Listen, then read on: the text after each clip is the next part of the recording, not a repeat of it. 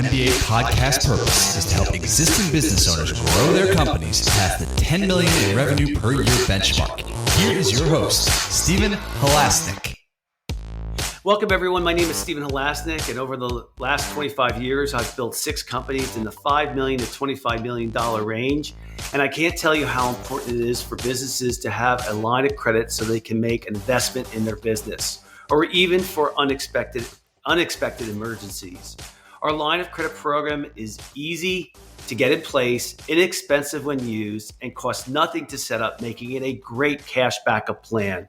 And for my experience over 25 years, every business should have a line of credit. If you would like to learn more about our line of credit program, please visit us at fscreditline.com. That's FS as in Financing Solutions, creditline.com. Or give us a call at 862-207-4118. If you apply today, we will even give you a $250 credit on file that you can use if you use your line of credit. Just remember, the time to set up your line of credit is when you don't need it, so that when you do need it, you know you are approved and ready to go. Today, I am very excited to be speaking with Joseph Fung from Uvaro. Joseph is the CEO of Uvaro, a tech sales career accelerator, and of Kite, a sales-enabled platform purpose-built to provide sales teams with the information they need when they need it. He is a graduate of the University of Waterloo's computer engineering program. Joseph's a repeat founder and CEO, and with multiple successful exits, and speaks frequently on the topics of sales leadership, diversity, and corporate social responsibility. He is an active early stage investor who ensures that the majority of his investments are into women-led companies. Joseph also sits on the boards of Communtech, the Golden Triangle Angel Network, and the Kitchener Waterloo Symphony. Joseph, welcome to today's Entrepreneur MBA podcast. Thanks for having me, Stephen. I'm really looking forward to today's conversation. It's going to be fun. Yeah, I am too. I love podcasting, and because one of the things is I love learning. So today's podcast in particular is going to cover an area that I have a lot of questions in, which makes for a great podcast.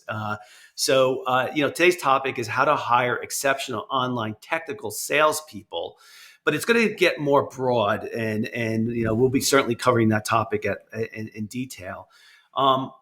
Before I get into that, I want to talk to you and have our listeners and myself understand a little bit more about Uvaro and what it does. So tell me a little bit about it.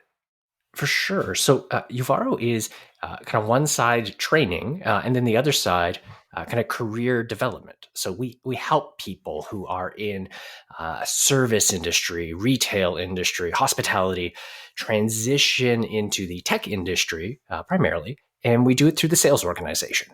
So we give them sales training, a virtual apprenticeship, and then we pair them with rapidly growing tech companies to have just amazing career transformation. And it has been just such an amazing journey, especially over the last 18 months, because it's been such a tough time for so many.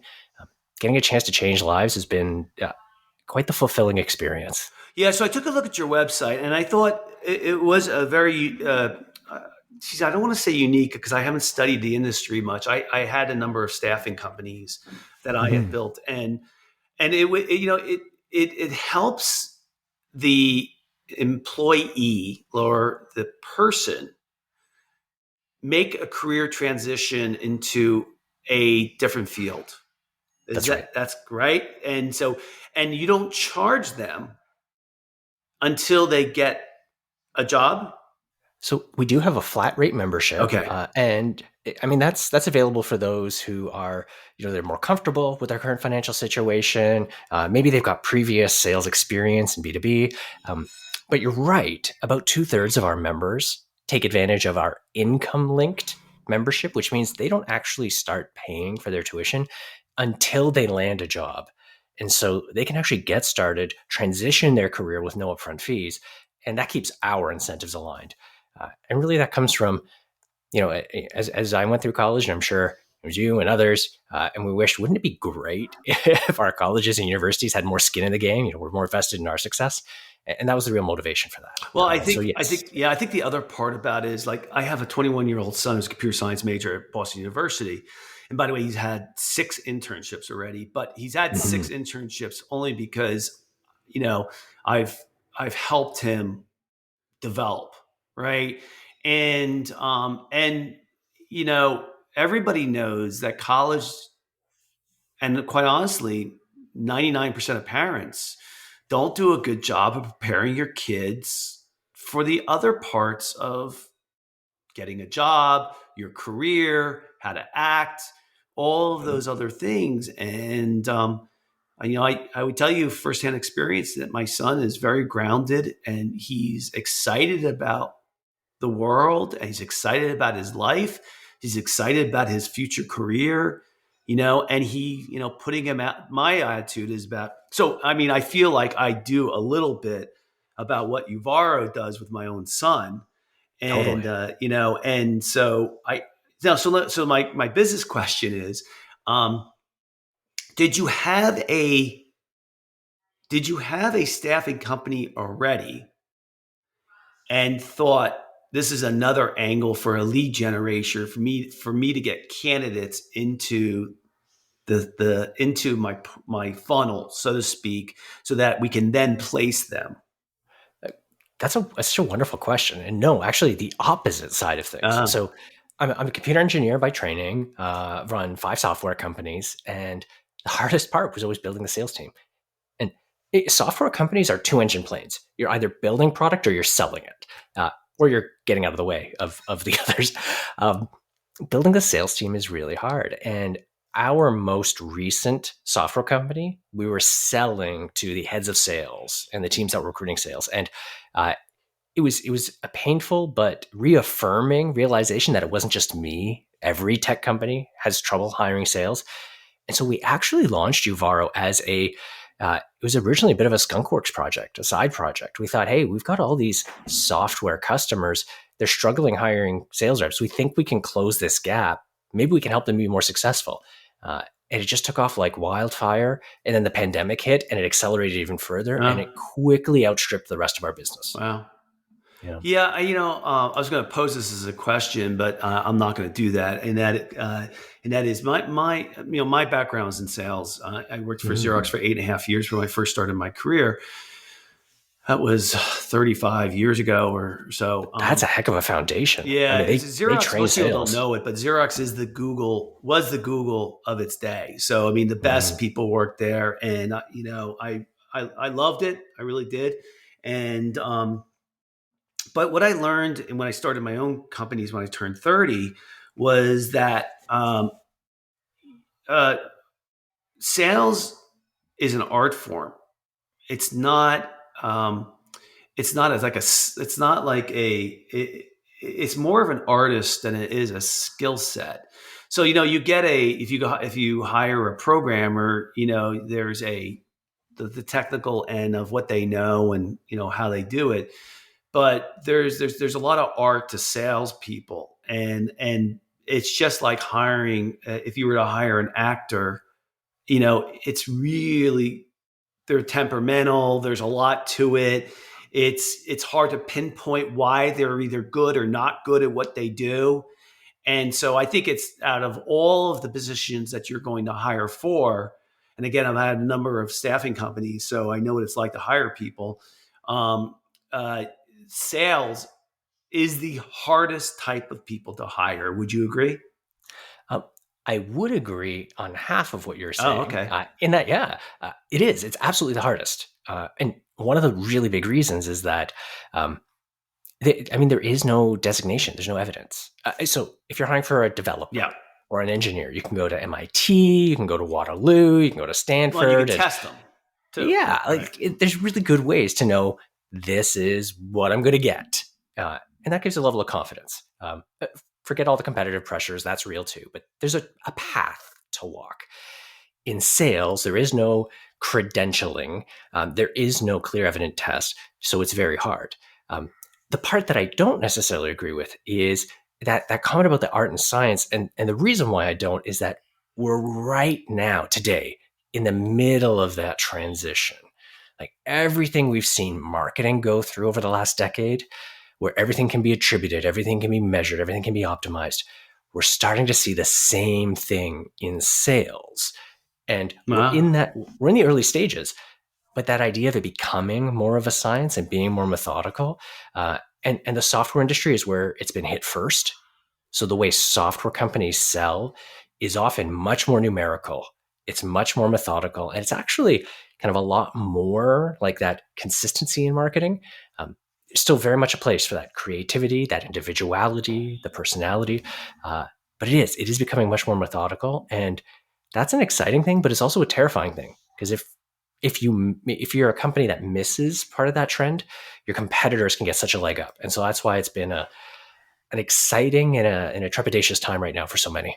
Yeah, so I mean, one of the reasons why I was excited to talk to you, and we talked a little bit before we went on to the podcast, is so I was thinking about my niece. I have a number of nieces and nephews, and my one niece is she moved into a technical sales position. She's about 4 years out of college, and I hear she's doing very well. I haven't really talked to her about her job at all, and so I think about what especially now with COVID and the pandemic, is like, what is her day like versus what my day was like at Xerox 30 plus years ago.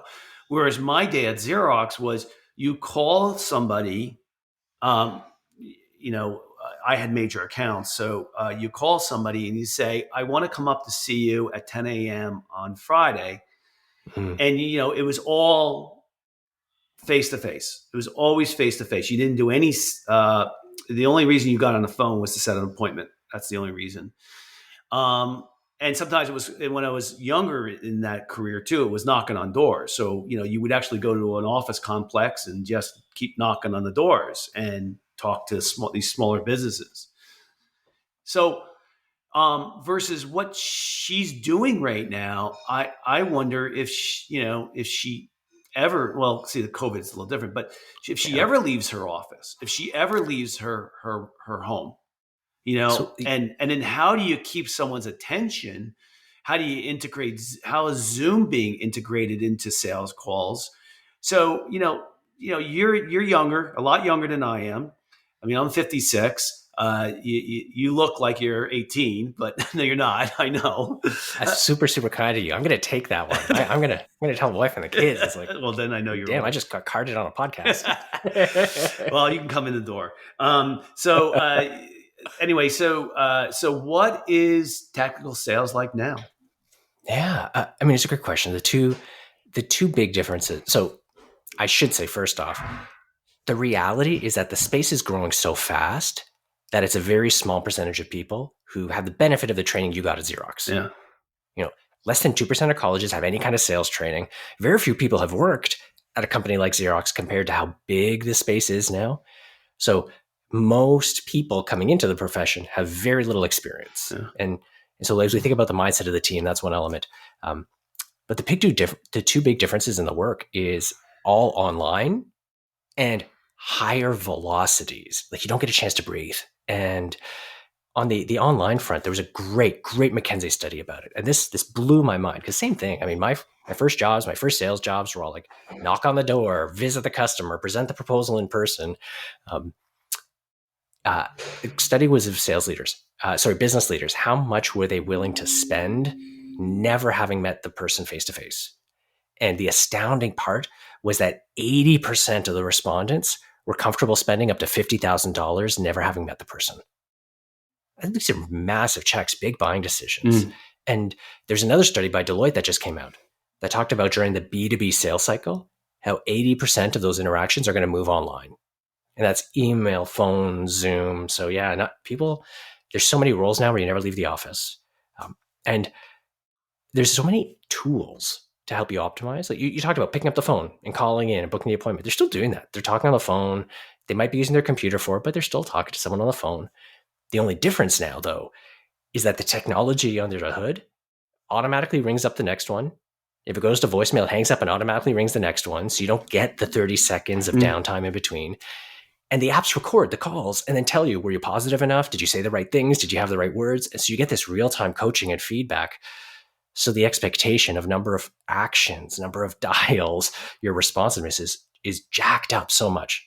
So you're right. Like, there's still so much of that judgment and instinct, but there's also such a huge need for coachability now because the apps are pushing so much feedback and information to the user. It's a tough situation, but for someone who is hungry, who takes that coaching, who can adapt and learn, they can make a ton of money. So it's also a very kind of lucrative time right now for sales reps. Yeah, it's a challenging conversation to have somebody, like, you can't ask them how much they're making now.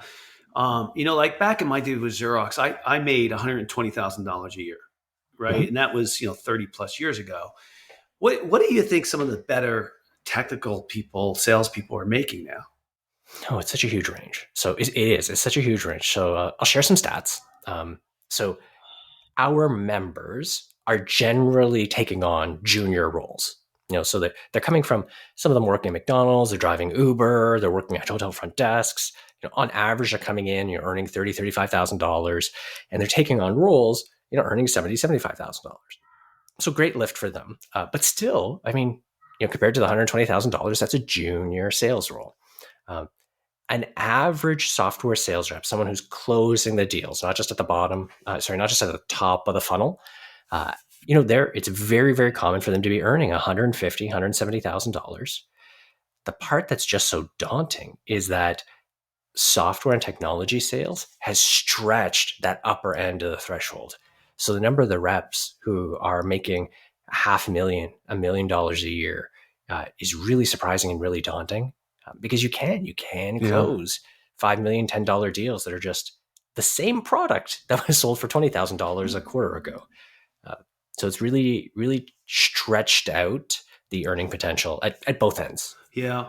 I have a friend who works for a major company. I don't want to say who it is in both directions, but he makes about $375.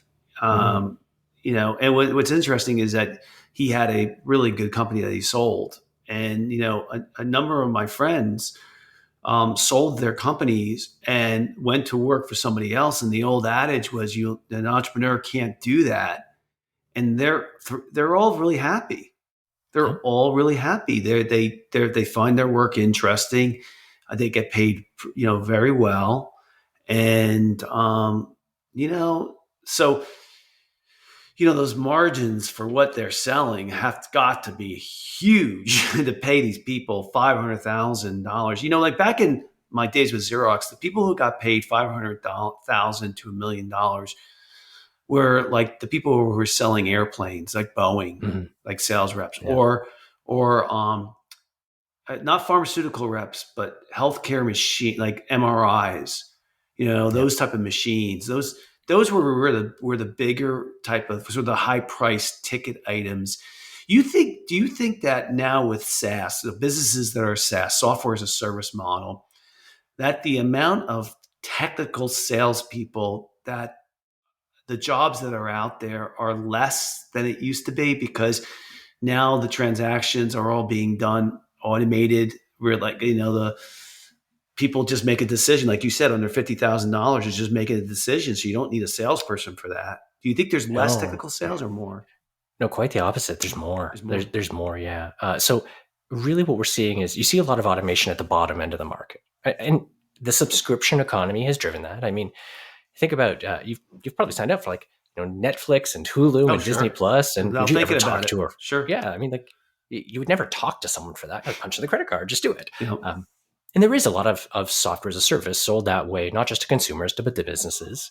And I swiped my credit card for $100 a month transactions, a couple $100 a month, sure. But the reality is your business is important.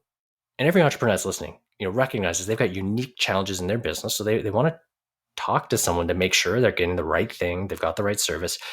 And the space is growing so obscenely fast. Over the next decade, all of the most conservative models project a compounded 20% a year growth. And that's passing north of $800 billion in revenue. So way more roles being created.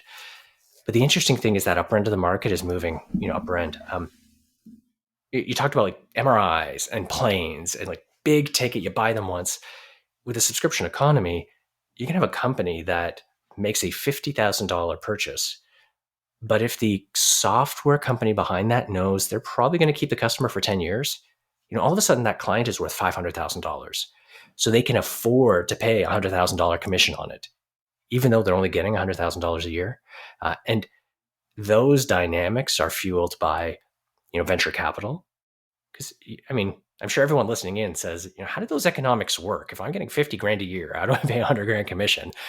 And yeah, you have to raise venture capital because you're losing money at first. You make it up in subsequent years. And the space is so awash with venture capital. You've heard the names like the Sequoias, the Tiger Global, the SoftBank.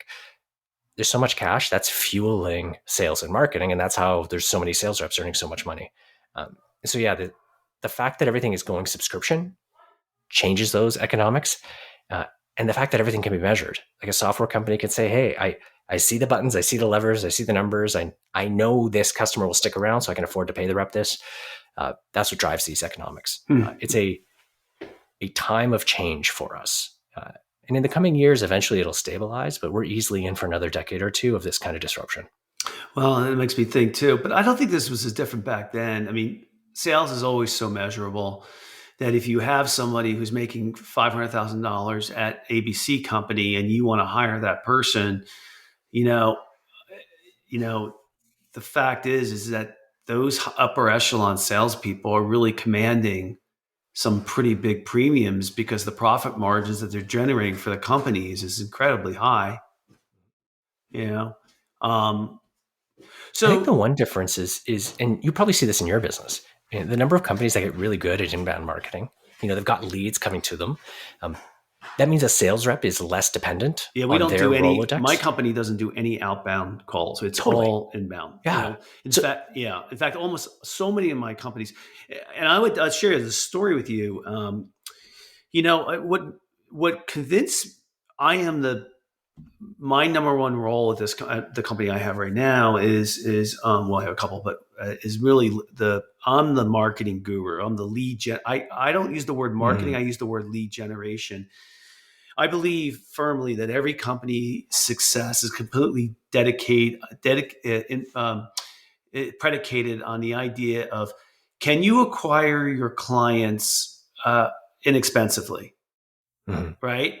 And that's what it comes down to. You could have a inferior product or service, but if you get people coming to your company inexpensively, you can have a successful business. But if you have a superior product and service and you can't get people to come to you, you don't have a company. So, totally. What happened was with me, and I think this is important to discuss, to just say, in my second company, I really struggled hiring salespeople. And you would think because I was in sales that I would have been really good at it. And I'm not going to get into the details as to why. But when I started my third company, I said, I never want to be dependent upon hiring great salespeople again. And so I just really focused on having leads coming in so that I didn't need to have salespeople that were tremendous at drumming up business. And I was in control of the whole sales process. And all I needed to do was hire less salespeople who weren't really great at going to find leads versus ones that were good at converting the deals we have. And that was over 17, I'd say, years ago. And I've always been that way in the past. What would you say? I mean, what you've hit on is exactly part of that transformation. The idea of you've got your marketing, your demand generation group who's generating content like podcasts, or they're blogging, or they're getting great PR, or they've got really witty people on Twitter, or any of this, and they're getting leads coming in. It lets them give measured leads to their sales reps and evaluate their sales reps on discovery, aligning fit, talking about the value prop and closing deals. And yeah, that makes the whole process measurable, but it also eliminates the need for sales reps who have that deep industry network or that Rolodex, or who come in and demand, doing an automatic draw or a non-recoverable draw on commission. Yep. And in those days of needing to hire a sales rep with that deep Rolodex, those are passing really quickly. It's about someone who can come in, learn your system, catch your leads, and nurture them really, really well. What's the standard in the industry about compensation? Is it still, a base salary plus commissions? Has it moved to a 100% commission based? Has it moved the opposite direction to just salary? I know you're going to say it's all over the place, but in general. No, there are some solid trends. So part of it is, as you think about, even if you think about the basic, that idea of it is becoming more systematized. So you're hiring a rep to work your system, work your engine. That is more of an employee-employer relationship. So we are seeing a trend away from full commission because there's a more frequent need across all industries, from financial services to real estate to software. So much more of a move towards that base plus commission. As well, right now, the two things that we see evolving are the ratio. We do see more companies doing a higher base and a lower commission as they work the economics of the company. Yeah. And there was a kind of a Wild West period of SaaS where no one really knew, is this going to really work? A lot of products are crap. Churn was always really high. But you look at all these companies now where customers don't churn. They stick around for 10 years. When you know that's going to happen, you don't need to pay as much commission. So we see higher bases, lower commissions starting to shrink. But super, super aggressive use of accelerators. So whereas people might have a set commission rate for up to 100% of quota, we're seeing, hey, you get an extra 20% if you're above quota, an extra 50% if you're above that. You get double quota if you're above that. So we'll see reps, hey, they hit, the Thanksgiving weekend, they've hit their annual targets, and now every dollar they earn is earning them double commission. We see that all the time now. And those accelerators are super, super attractive. Yeah. So what it used to be is what I noticed is the longer the sales cycle of the product or service, the higher the sales rep would get paid. So, one of the reasons why a Boeing sales rep would get paid so high is because it might take 3, 4, 5 years for them to close a deal. And so you had these long, when I was at Xerox, by the time the end of my career, the product I was selling went for $500,000, and people were pretty surprised to hear that a copier goes for $500,000. I mean, these things were as big as a car, but those sales cycles would take about 18 months, and so I noticed that there was and you needed a special type of salesperson who would be able to understand how to move through the cycle of sales. And that's why it was a unique requirement. It wasn't like you just make a call and all of a sudden you make a sale and, that type of thing. So it's the same today. So yes, with a subtle nuance, you're right that it is correlated to length of sale, but the real underlying metric there isn't just the amount of time, but what's the cost of the sale. And so medical devices, aircraft simulators, all of those things typically require on-site visits and installed demonstrations. Yes, we're going to bring you in to see our MRI machine in action, or we're going to bring a simulator in so you see what it's like in the field. That's expensive. You're shipping equipment, you're shipping people, they're on site. But to give you a different example, selling software to colleges and universities. Most colleges and universities will get locked into 5 or 6 year contract cycles. And because of the process they take, they might have a 2-year buying cycle. So if you're selling software to a college or university, it's a long sales cycle, 18, 24 months, but you don't have to be going on site as much. It's just software, so there's no on-site demos. So you may not see as high commission rate there because the cost to acquire the customer isn't as much, even if it's spread over a longer period of time. Now, yes, cost of sale is correlated with length of the sale, but a lot of companies are getting super smart. They're selling to government, they're selling to institutions, they're selling to businesses over a long period of time, and just doing light touches here and there, clever content, clever follow-ups, keeping their cost of sale low. Cool. Yeah. we're giving a lot of great information here. I mean, much more higher than the topic that we talked about, right? Which is how to hire exceptional online technical salespeople. Which is, Yeah. but this is really good information. I think my listeners, really learning a lot and appreciative of your time. So, how are people hiring, online technical salespeople now? Yeah. So I'll answer the question, but a lot of what they're doing is wrong. And so I'll share some places that are twitches. I mean, they're posting to LinkedIn, they're posting to Indeed, they're interviewing way too many people and spending too many time in interviews. If you fold in the cost of the interview time, the cost of your advertising and your lost productivity, the average cost is about 20 grand to hire a sales rep. And that doesn't even include recruiting fees if you had a recruiter. So that's how most people are doing it. And they look to experience. So they say, hey, I sell copiers. So let's find somebody who has sold printers before. And that makes it really hard because there's just not as many. The folks who we see doing it really well, and to be clear, I'm not trying to say our customers are our members, our students. So I'm pointing to the companies that we see hire really quickly and crush their quotas.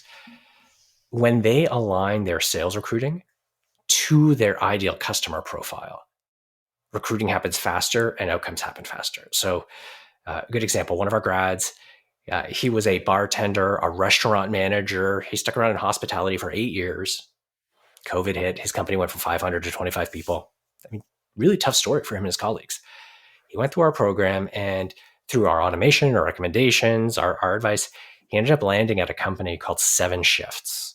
And they sell scheduling software to restaurants in the hospitality sector. And he's effectively spending his day selling to people that were him a year ago. That's perfect. And so it's a perfect fit. Mm-hmm. And no wonder he's crushing quota. He's getting promoted in 6 months. Yep. And so the companies who do that, they say, and everyone has this, they have a job description that says, you got to know our CRM, it's our dialer. You've sold B2B sales. You've got an undergrad degree, and that's useless. Really it should be, do you know our buyer? And the companies who do that well hire easier.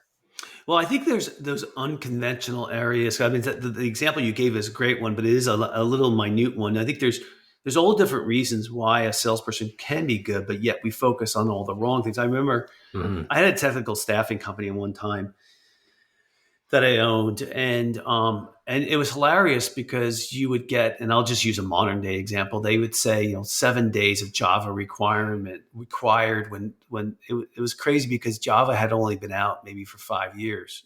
So it was like, It was crazy. Yep.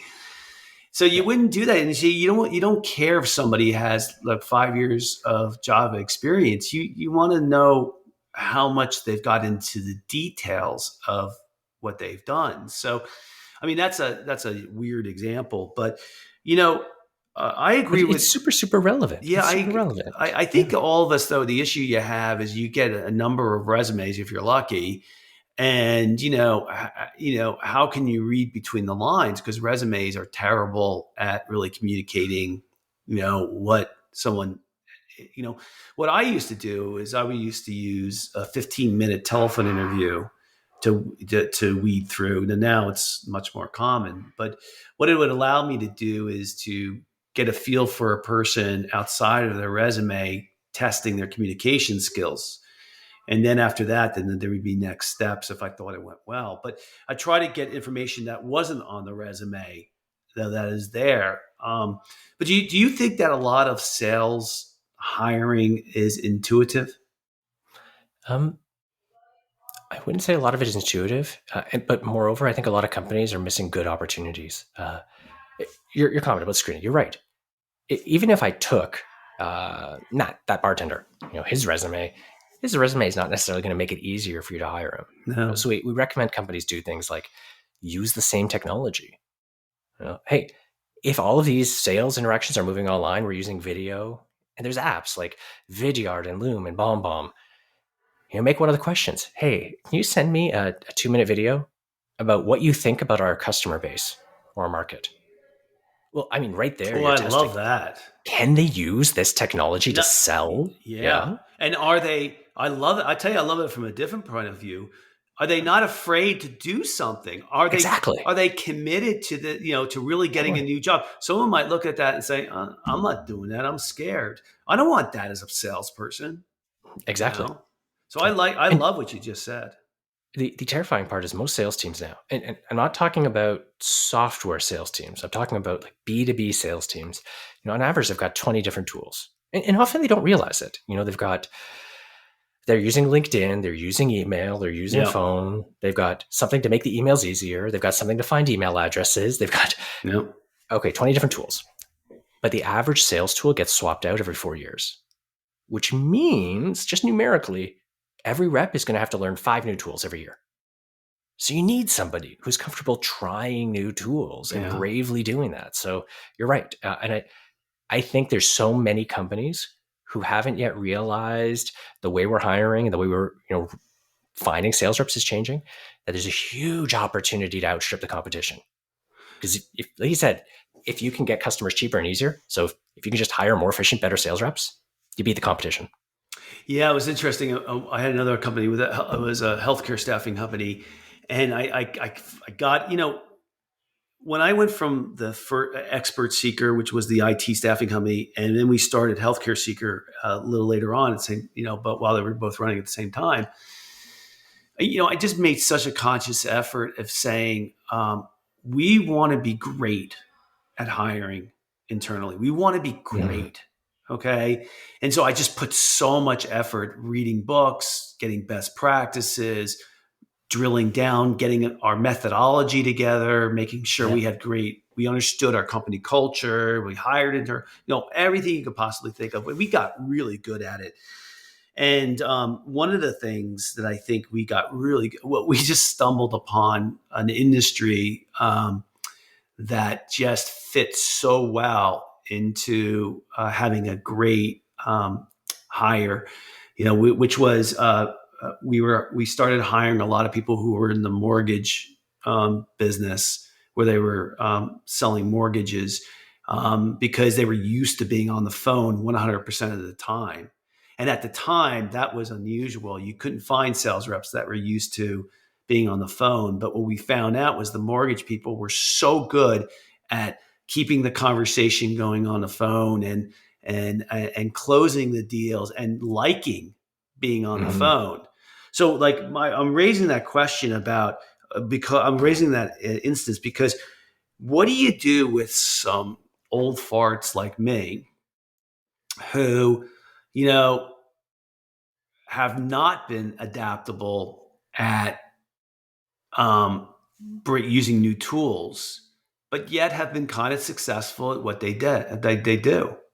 Well, I mean, Stephen, I think first off, you're selling your short. I mean, we were just riffing on how Zencastr is a fun tool for creating a podcast, and we're sitting here using a pretty. Well, I was just using me as an example. I believe me, I'm very technically adept. So I'm not one of those, but maybe I would be if I went into a 21-year-old company. But I'm sorry, a company with 21-year-olds. But anyway, go ahead. It's such a salient question. And I see the same thing. Like our team's putting videos up on, TikTok and other platforms. And I mean, they're doing it for me. I mean, I turned 41 this year, so I don't have a TikTok account, but it's like stuff like that. The really interesting thing, and I do believe the industry is getting over the misconception. There was a period of time where people would say, hey, you're young, so you grew up using tech, so you must be good at tech. It's like there was a period of time where let's go to the young person and figure out how they fix their phone. And I see this right now. The industry is getting over that assumption. Yeah. Because there's a ton of people who grew up using a smartphone and they still can't figure out how to use LinkedIn Sales Navigator. Yeah. And that's blowing some of the assumptions out of the water. I think the one interesting challenge is that generationally, there was a difference in the way folks learned and were taught. So we do see a lot of older workers who benefited more from structured learning. So we're talking about user manuals, guides, even self-service tutorials. And then there's others who are just forced into the deep end and they learn by figuring out themselves. And I think companies do owe it to themselves and their workforce to do a better job at thinking about structured learning, not just shoving people into the deep end. Because especially in a sales role, that experience, that cross-industry experience is so valuable. You build rapport, you can close deals, it's way better. And if your training process biases against experienced workers, you're shooting yourself in the foot. And the best part is most vendors do have online resources and training, so you don't have to create it all yourself. It's just giving the thought and pulling it together. So as much as companies are bad at hiring often, they're frequently even worse at onboarding. And so that's a big area to double down on for so many. I think there are extremes though. I remember, so we hired this one person a long time ago. She had, now this is a long time ago, and she had never used a computer. Now this is 20 years ago.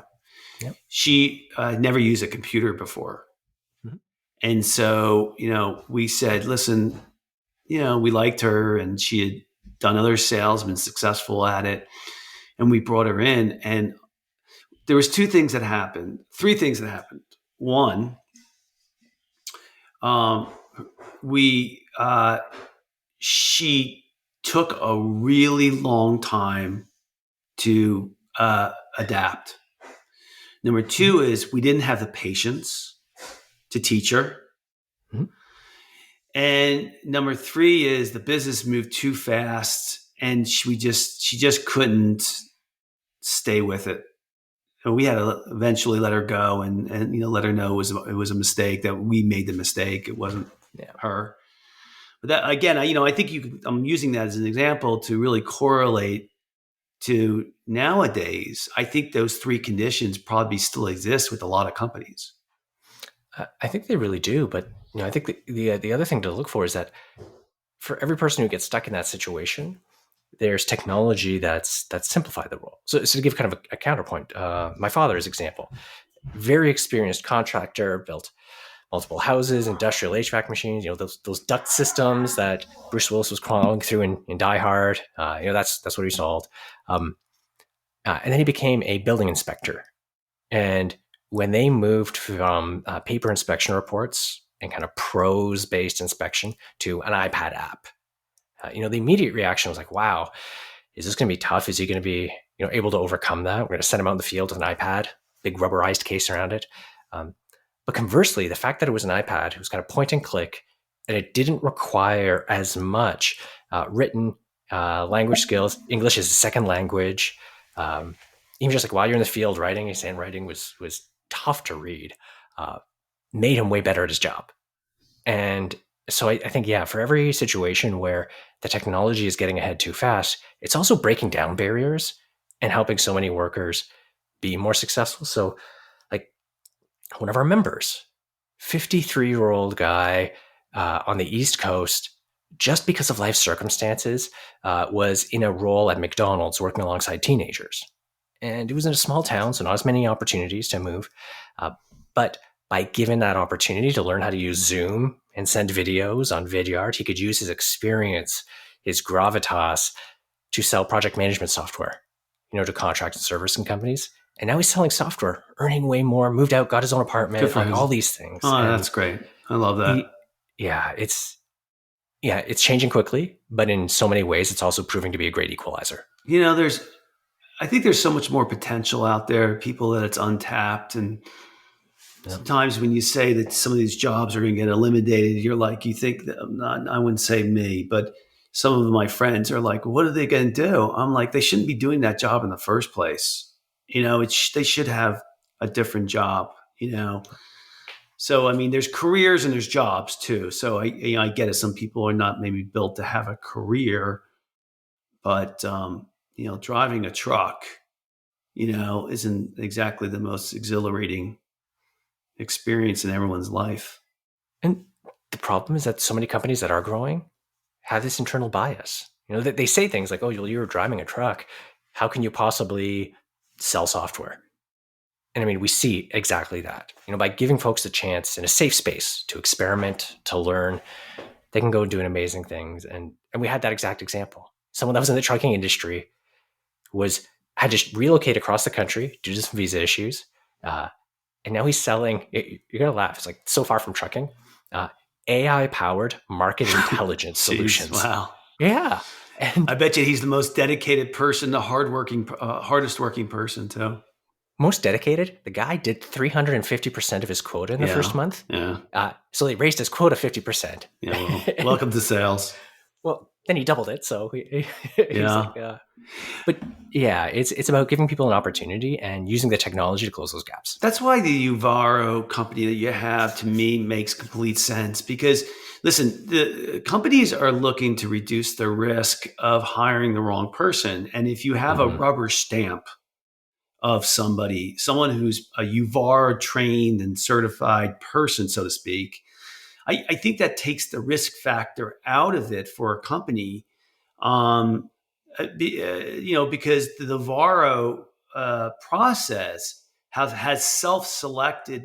It's not maybe that's the right word, but selected. Can't think of the right.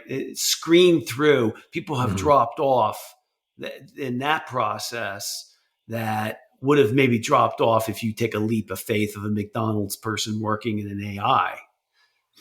That's exactly it. So we only extend offers to less than 2% of our applicants. And those who make it into the program, there's about 3/4 who make it through. It varies class to class, but on average, it's about 3/4. And so, yes, our grads are pre-vetted, pre-trained. But moreover, they're also just champing at the bit to seize that opportunity. Yeah. So the engagement, the loyalty, the work ethic is so remarkable. Yeah. So let's do a summary for our listeners of some of the things we talked a lot of different things. So Joseph, maybe you can help me kind of come up with one of the things I heard you talking about, which I thought I agree with, and I thought made sense, is relook at your hiring process and look at unconventional things that a candidate could have that would potentially translate into a good hire. I think we talked about that, correct? We did. And I'd underline, and we think about unconventional, really take a good look at who your customers are. Yeah. Because if you can build that alignment, that's the single biggest factor that'll make a difference. That's good. Yeah.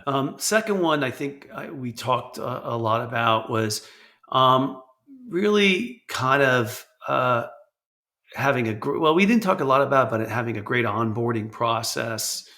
That's kind of, we've been there, done that. That's been going on for years and years and years. Tell me what else you think the main things that we kind of talked about should be takeaways.